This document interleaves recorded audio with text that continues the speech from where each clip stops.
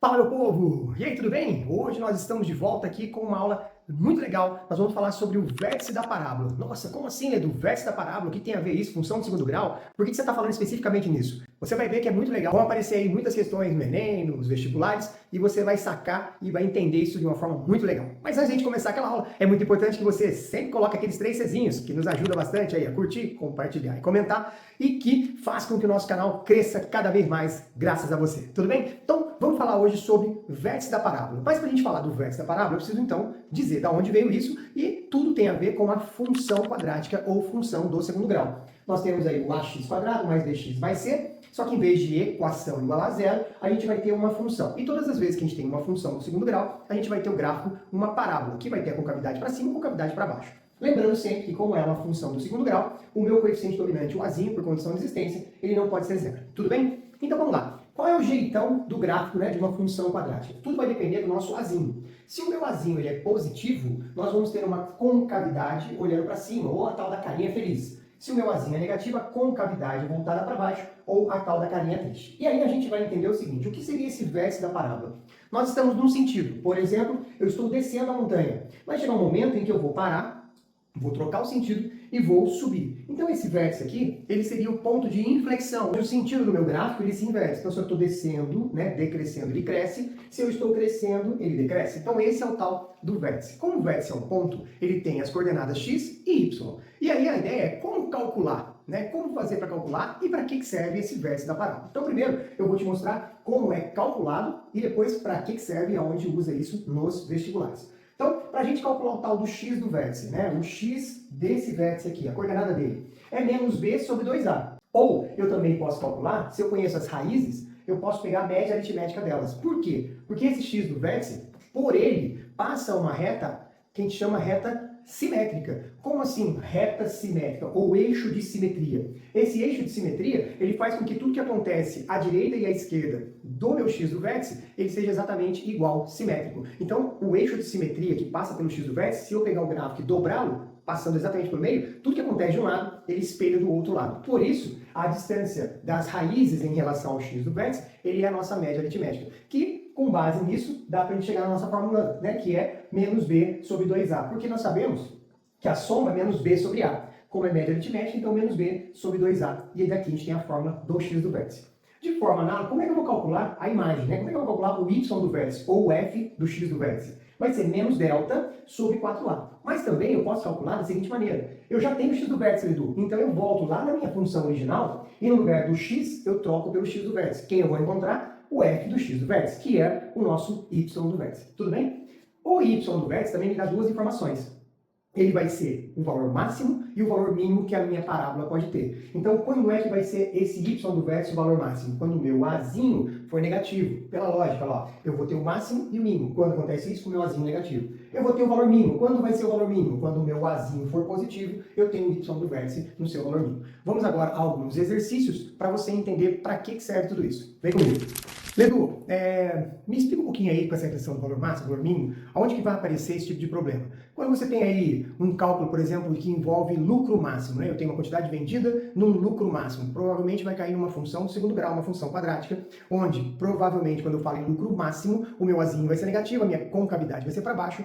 Outra situação é quando a gente está fazendo uma relação entre, por exemplo, área de uma figura retangular, onde eu envolvo o lado com o seu comprimento, um em função do outro, deve cair numa função quadrática, e aí eu quero achar qual é a maior área, qual a área máxima, né? Ou qual o valor que me dá a área máxima. E aí a mesma coisa serve para valor mínimo. Então, sempre vão aparecer dessa maneira. E eu queria aqui começar o nosso exercício, né, resolvendo uma questão do Enem, até para você entender como que isso aparece nos vestibulares e principalmente no Enem. Ao analisar os dados de uma epidemia em uma cidade, peritos obtiveram um modelo que avalia a quantidade de pessoas infectadas a cada mês ao longo de um ano. O modelo é dado por aquela formulazinha que está ali, onde P de T é menos T quadrado mais 10T mais 24, sendo T um número natural variando de 1 a 12 e que representa os meses do ano. E o P de T é a quantidade de pessoas infectadas naquele mês T do ano. Para tentar diminuir o número de infectados no ano, a Secretaria Municipal de Saúde decidiu intensificar a propaganda e ela fez vários questionamentos colocando 5 propostas. E as propostas estão aqui, depois eu passo para vocês e vai estar também para você ver. A sugestão dos peritos é que seja escolhida a proposta cujo período de intensificação da propaganda englobe o mês em que, segundo o modelo, há a maior quantidade de infectados. Qual foi a sugestão? Então, primeiro vamos pensar o seguinte. Grifa aí a ideia que ele está pedindo maior, né? Qual o mês em que aconteceu maior infectados? E aí a pergunta é, o que ele está pedindo? Ele quer o X do vértice, ele quer o Y do vértice, certo? Então só para a gente fazer um esboço aqui, esse gráfico deve acontecer algo desse jeito, ó.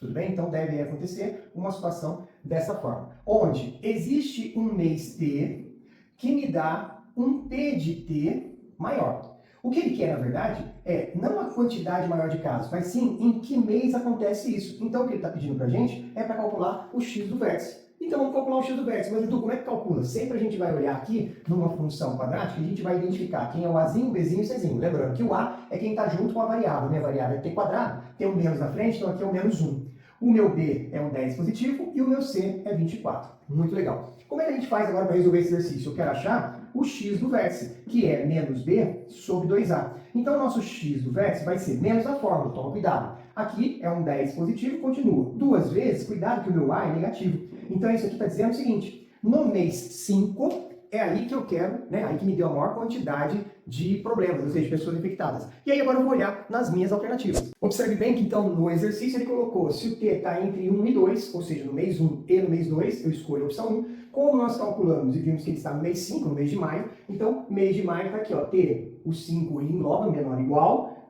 a 6. Então no mês de maio e no mês de junho, a proposta que nos interessaria seria essa aqui. Tudo bem? Mas Edu, aproveita esse exercício e me mostra como a gente calcularia se ele pedisse qual é a quantidade máxima, ou seja, qual é a quantidade de infectados nesse mês 5. Como que a gente calcularia? Então eu vou te mostrar agora como fazer esse cálculo. A gente tem que calcular, na verdade, é o Y do vértice. E eu vou te mostrar isso de duas maneiras. Se a gente não tivesse calculado o X do vértice, a melhor forma de fazer seria vir aqui e fazer o Y do vértice é menos delta sobre 4A, viria aqui do lado e calcularia o delta, que é B2 menos 4AC, onde então meu delta vai ser o B é 10 ao quadrado, menos 4 vezes A, que é menos 1, toma cuidado, e o meu C, que é 24. Então, o meu delta aqui seria 100, menos com menos, aqui vai dar mais, 4 vezes 24, 4, 4, 16, dá 96, então o meu delta daria 196, tudo bem? Então, a gente viria aqui e calcularia Y do vértice é menos a fórmula, o 196, dividido por 4 vezes A, tomando cuidado que o A é menos 1, então coloca entre parênteses, porque isso aqui ele vai dar um resultado que é positivo, né? Então a quantidade de infectados não pode ser negativa, tem que ser positivo. E aí nós vamos fazer então a continha de 196 dividido por 4. Rapidamente, 196 por 4, isso aqui vai dar 4, 4, 4, 16, dá 36, dá 9. Isso significa então que a quantidade nesse mês 5 seria aí de 49 infectados. Tudo bem? Esse processo é um pouco moroso, mas se a gente não tivesse calculado o Y do vértice, eu calcularia dessa forma.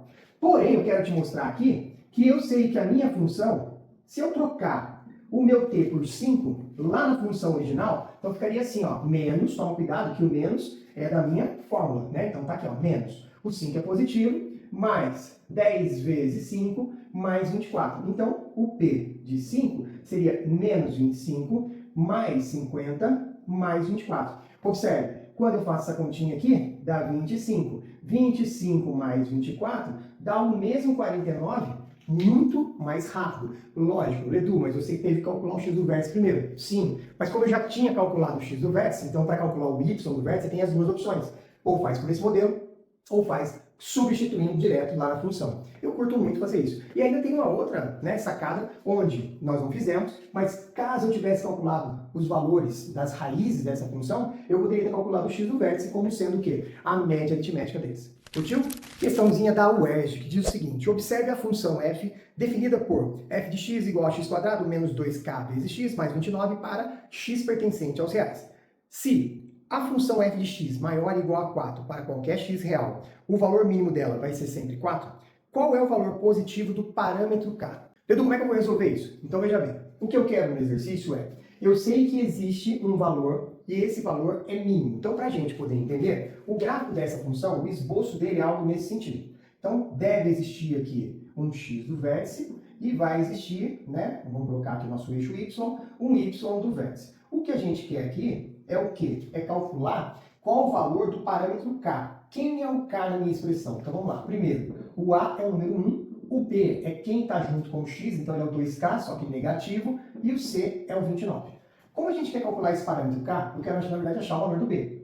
Mas para isso, ele está dizendo o seguinte, ó, esse vértice ele tem um valor mínimo de 4. Então lá, para qualquer valor maior ou igual a 4, nós temos a imagem dessa função. Então, quando ele for 4, eu estou achando quem? O meu y do vértice. Então está garantido que ele é 4. E aí você fala, bom, Edu, como é que eu faço agora para achar esse tal de k? O que é o y do vértice? Y do vértice é menos delta sobre 4a. Então a gente precisa vir aqui e começar o nosso exercício primeiro. Quem é o delta? Então delta é V2 menos 4ac. O meu delta vai ser o menos 2k ao quadrado menos 4 vezes 1 vezes 29. Então vamos calcular o delta. Quem é o nosso delta? Toma alguns cuidados. Todo mundo está elevando ao quadrado. Então negativo fica positivo, 2 ao quadrado é 4 e aqui fica k quadrado. Menos 4 vezes 29. Então 4 vezes 9 dá 36, vão 3, 4 vezes 2, 8, 116. Então esse cara aqui, ele é o nosso delta. E agora eu quero calcular o tal do k. Mas veja bem, eu sei que a minha função y do vértice, no lugar dele eu vou escrever 4. E ele é igual a menos o valor do delta dividido por 4 vezes o meu valor do a.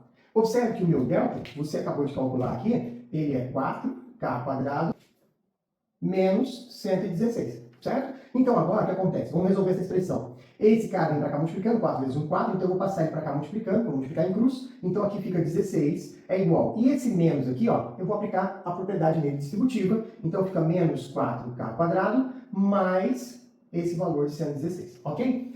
Isso aqui é uma equação do segundo grau, porém ela é uma equação incompleta, está faltando o meu k sozinho, porque eu só tenho o k quadrado, então eu vou deixar o que é letra de um lado para a letra do outro. O menos 4k eu vou trazer para cá positivo, o 116 mantém lá e o 16 vai estar lá negativo. Então, como é que fica aqui, Edu? 4k quadrado é igual a 100. Então, o meu k ao quadrado seria 100 dividido por 4.